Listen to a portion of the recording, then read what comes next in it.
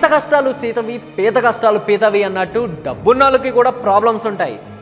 శత్రువులు ఎక్కడో ఉండరు, కూతుళ్ళ రూపంలో మనతోనే ఉంటారు అని రావు రమేష్తో త్రివిక్రమ్ చెప్పించినట్టు ఇక్కడ ఎనిమి డాటర్ ఇన్ లా రూపంలో వచ్చింది. అన్యాయంగా అత్తమామలను పొట్టన పెట్టుకుంది. బాలకృష్ణ, సోనాల్ కొన్నాళ్ళు జైల్లో ఉండొచ్చారు. రోజులు గడుస్తున్నాయి. వసాడి ఓ తారాదళాలు కనీసం ఈ రాక్షసుల జ్ఞాపకాల్లో కూడా లేరు. వారికి పూజ అనే ఒక కూతురుంది. నానమ్మ తాతయ్య ఎక్కడా అని అడిగితే చనిపోయారని చెప్పాలి.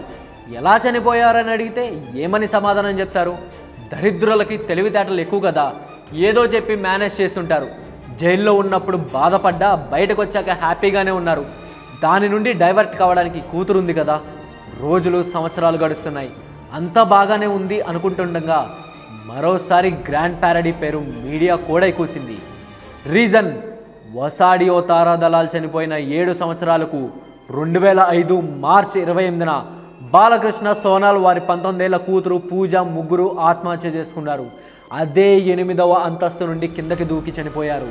దీంతో మరోసారి ఆ ప్రాంతం ఉలిక్కిపడింది. అక్కడ ఆత్మలున్నాయి, వాటికేవో శక్తులున్నాయి, ఆ దయ్యాలే వీళ్ళందరినీ కిందకి తోసి చంపేస్తున్నాయి అంటూ మాట్లాడుకోవడం మొదలుపెట్టారు. ఇదో మిస్టీరియస్ సూసైడ్గా మిగిలిపోయింది.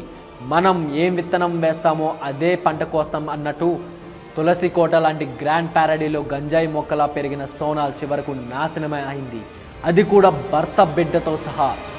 ఒకే కుటుంబంలోని మొత్తం 5 మంది సూసైడ్ చేసుకోవడంతో గ్రాండ్ ప్యారడీలో ఫ్లాట్ అన్నా, అక్కడ రెంట్కి ఉండాలన్నా జనాలకి వింటర్లో కూడా స్వెట్టింగ్ వచ్చేసేది.